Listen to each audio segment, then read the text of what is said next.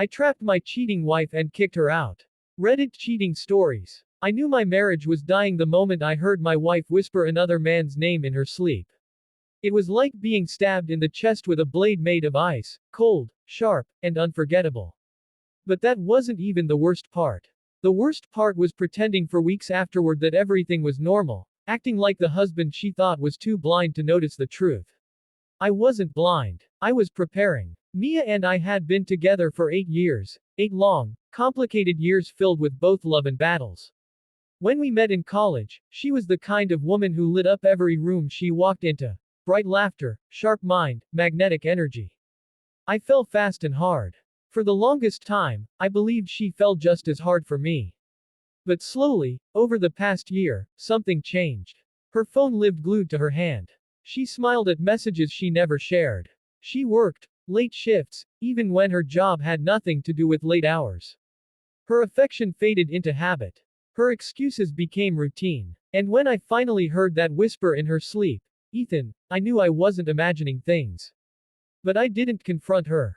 Not yet. Confrontation without proof is just noise. I wanted the truth, and I wanted it undeniable. So I made a plan. It started with checking our home Wi-Fi logs. I'm not a hacker, but I'm not clueless either. I found late-night video calls.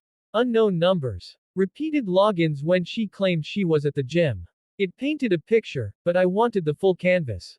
So I placed a small motion-activated camera inside the office we rarely used. That room had become her private workspace, but I knew better. 3 days later, I got the footage. When I opened the video file on my phone, my hands trembled. There she was, Mia, laughing, twirling her hair, whispering sweet words into her headset like a teenager with a crush. And then the man's voice crackled through the speakers. I can't wait to see you again, he said. She smiled in a way I hadn't seen in years. Soon, she whispered back. I paused the video and stared at her face. This was the woman who once cried when I told her I'd never felt so loved in my life. The woman who had promised me forever under a sky full of stars. The woman who now belonged, emotionally and physically, to someone else. I didn't cry. Not then. I felt something deeper, resolve. I knew confronting her directly would only end in gaslighting, excuses, manipulation. She'd spin a web thick enough to trap any naive husband. She had no idea I'd grown sharper, more aware. I was done being the man who overlooked signs. I was done being the nice husband she thought she could walk all over. So I built my trap. That weekend, she told me she was visiting her sister across town. I told her to take her time and enjoy herself. She kissed my cheek like she still cared and walked out the door. The moment I heard her car drive off, I grabbed my keys and followed, at a distance, far enough that she wouldn't notice. She didn't go anywhere near her sister's place. She pulled into a hotel parking lot. I watched from behind a row of cars as she stepped out, fixing her hair, checking her lipstick. A few minutes later, a tall man walked toward her. Ethan. I didn't need introductions. The way they embraced, the way she melted into him, told me everything I needed to know. I didn't approach them. That wasn't part of the plan. Instead, I snapped photos. Time-stamped. Clear. Incontrovertible. Then I went home. And I waited. She returned late at night, smelling of a cologne I didn't own, smiling like she had just lived the perfect day. It was great catching up with my sister, she said casually. I nodded. Good. I let her sleep peacefully. Unaware that the next day her life would come crashing down.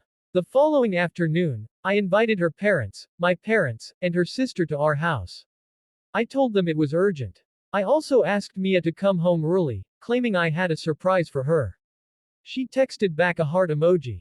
When she walked in and saw everyone sitting in the living room, confusion rippled across her face. What's going on? She asked. This, I said. I connected my phone to the TV screen and pressed play. The footage from our office appeared first, her giggling, whispering to Ethan, telling him things she stopped telling me long ago. Her mother gasped. My mother closed her eyes. Her sister covered her mouth, tears forming. Mia froze. Her skin turned pale. What is this? Why? Why are you? I held up a hand. There's more. Then the hotel photos appeared. The embrace. The kiss. The proof. She broke. No, wait, please, let me explain, she begged, reaching out for me like I was her lifeline. It wasn't what it looks like. I stepped back. It's exactly what it looks like, I replied. And today, you will face the truth you've been running from. She collapsed onto the couch, sobbing. Her parents stared at her in disbelief, shame coloring their faces. Her father spoke first. How could you do this to your marriage? She didn't answer. She couldn't. I took a deep breath. Mia, I've contacted a lawyer. The divorce papers will be sent to you tomorrow. You have 30 minutes to pack your essentials and leave. The house belongs to me, we agreed to that before marriage. She should have looked angry. Furious. Something. But all she looked was defeated. You're really kicking me out. She whispered. You kicked yourself out, I replied quietly. She packed slowly, crying so loudly the walls seemed to echo her regret. Her mother tried to comfort her. Her sister hugged me, whispering, I'm so sorry.